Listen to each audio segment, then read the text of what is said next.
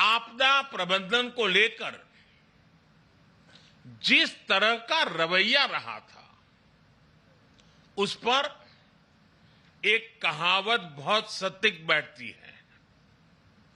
जब प्यास लगी तो कुआं खोदना। और जिस मैं काशी क्षेत्र से आता हूं, वहां तो एक और भी कहावत है। वो कहते हैं, भोज गड़ी कोहड़ा रोपे। यानी जब भोज का समय आ गया तो कोहड़े की सब्जी उगाने लगना। यानी जब आपदा सिर पर आ जाती थी तो उससे बचने के उपाय खोजे जाते थे। इतना ही नहीं, एक और हैरान करने वाली व्यवस्था थी जिसके बारे में कम ही लोगों को पता है। हमारे देश में वर्षों तक आपदा का विषय एग्रीकल्चर डिपार्टमेंट के पास रहा था। इसका मूल कारण यह था कि बाढ़, अतिवृष्टि, ओले गिरना, ऐसी जो स्थितियां पैदा होती थी, उसे निपटने का जिम्मा, उसका संबंध कृषि मंत्रालय से आता था। देश में आपदा प्रबंधन ऐसे ही चलता रहता था। लेकिन 2001 में गुजरात में भूकंप आने के बाद जो कुछ हुआ, देश को नए सिरे से सोचने के लिए मजबूर किया। और उसने आपदा प्रबंधन के मायने बदल दिए। हमने तमाम विभागों और मंत्रालयों को राहत और बचाव के काम में झोंक दिया। उस समय के जो अनुभव थे, उनसे सीखते हुए ही 2003 में Gujarat state disaster management act बनाया गया। आपदा से निपटने के लिए गुजरात इस तरह का कानून बनाने वाला देश का पहला राज्य बना। बाद में केंद्र सरकार ने गुजरात के कानून से सबक लेते हुए 2005 में पूरे देश के लिए ऐसा ही डिजास्टर मैनेजमेंट एक्ट बनाया। इस कानून के बाद ही नेशनल डिजास्टर मैनेजमेंट अथॉरिटी, उसके गठन का रास्ता साफ हुआ। इसी कानून ने कोरोना के खिलाफ लड़ाई में भी देश की बहुत मदद की। साथियों, डिजास्टर मैनेजमेंट को प्रभावी बनाने के लिए 2014 के बाद से हमारे सरकार ने राष्ट्रीय स्तर पर चौतरफा काम किया है।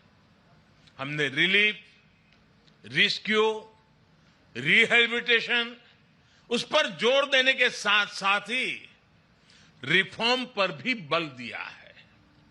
हमने एनडीआरएफ को मजबूत किया, उसका आधुनिकीकरण किया, देश भर में उसका विस्तार किया।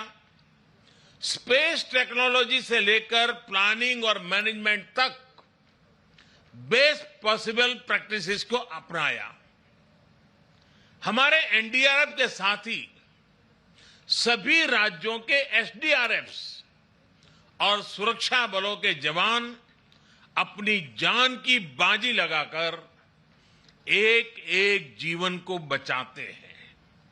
इसलिए आज ये पल इस प्रकार से जान की बाजी लगाने वाले, औरों की जिंदगी बचाने के लिए खुद की जिंदगी का दांव लगाने वाले, चाहे वो एनडीआरएफ के लोग हो, चाहे एसडीआरएफ के लोग हो, हमारे सुरक्षा बलों के साथी हो, ये सब के सब उनके प्रति आज आभार व्यक्त करने का, उनको सैल्यूट करने का ये वक्त है। साथियों, अगर हम अपनी व्यवस्थाओं को मजबूत करते चलें तो आपदा से निपटने की क्षमता दिनों दिन बढ़ती चली जाती है। मैं इसी कोरोना काल के 1-2 वर्ष की बात करूं तो इस महामारी के बीच भी देश के सामने नई आपदाएं आकर खड़ी हो गई। एक तरफ कोरोना से तो लड़ाई लड़ी रहे थे, अनेक जगहों पर भूकंप आए, कितने ही क्षेत्रों में बाढ़ आई, उड़ीसा, पश्चिम बंगाल समेत पूर्वी तटों पर साइक्लोन आए, गोवा, महाराष्ट्र, गुजरात, पश्चिमी तटों पर भी साइक्लोन आए। पहले एक एक साइक्लोन में सैकड़ों लोगों की मृत्यु हो जाती थी, लेकिन इस बार ऐसा नहीं हुआ।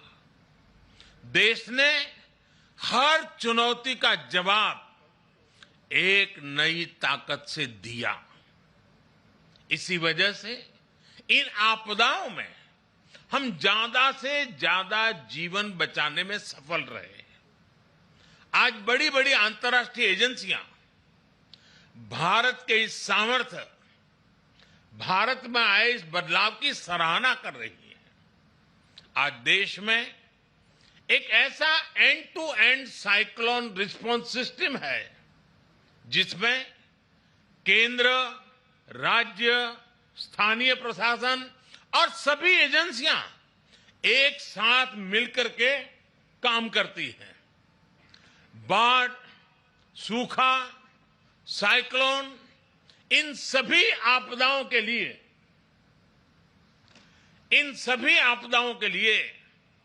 वार्निंग सिस्टम में सुधार किया गया है।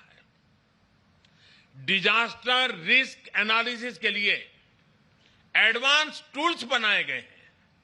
राज्यों की मदद से अलग अलग क्षेत्रों के लिए डिजास्टर रिस्क मैप्स बनाए गए हैं।